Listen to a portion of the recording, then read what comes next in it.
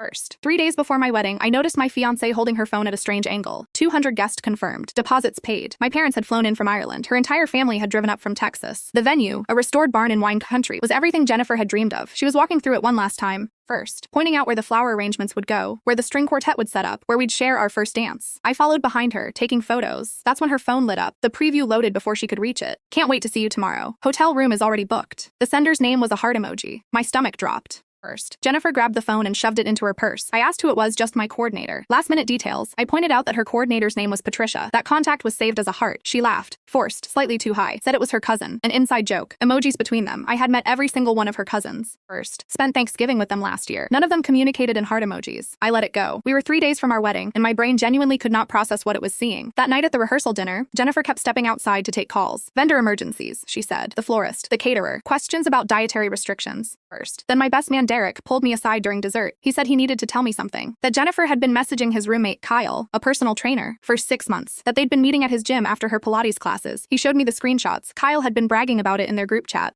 Photos of Jennifer in his apartment. First. Timestamps going back 3 months, then 2, then 5 days ago. Messages where Jennifer talked about how she was only marrying me for stability. How Kyle was the one she actually wanted, but he didn't want to settle down. The message from 5 days before our wedding read, "After the wedding, we can keep doing this. He works late Tuesdays and Thursdays." Kyle's response. First, your husband sounds like a chump. I walked back into the rehearsal dinner. My mom was showing Jennifer's mom photos of me as a baby. Everyone was laughing. Jennifer was smiling, playing the perfect bride, radiant in the candlelight. I sat down beside her and whispered, "We need to talk." Now her face went pale. She followed me to the parking lot. First, I handed her my phone with the screenshots pulled up. She stared at the screen for 10 seconds. Then she started crying. They weren't real tears. I could tell immediately. It's not what it looks like. I showed her the photo of her in Kyle's apartment wearing his shirt. She shifted tactics, admitted it, said it was just physical, said she loved me. First, said I was who she wanted to marry. I asked her why, and that's when she stopped performing entirely. You want the truth. You're boring. You come home and watch documentaries and go to bed at 10. Kyle makes me feel alive, but Kyle doesn't want to marry me. So yeah, you're the safe choice. I took my phone back. The wedding's off. She grabbed my arm. First, told me I couldn't cancel 3 days before, that her family was here, her friends. She'd posted photos in her dress. Everyone at work knew. I pulled free. Should have thought about that before sleeping with my best man's roommate for 6 months. She followed me across the parking lot in her heels, screaming about the money her parents spent, about how I was ruining her life. First, about how everyone would blame her. I got in my car and called my parents. My mom cried. My dad said better now than after. I checked into a hotel. At midnight, I sent a mass email to all 200 guests. The wedding was canceled. No details. Just that it wasn't happening. Jennifer called 47 times. The voicemails cycled through, begging, then furious, first, then begging again. The last one said Kyle had broken up with her, said she was too dramatic. She was asking me to call her back. I blocked her number and flew home to Ireland.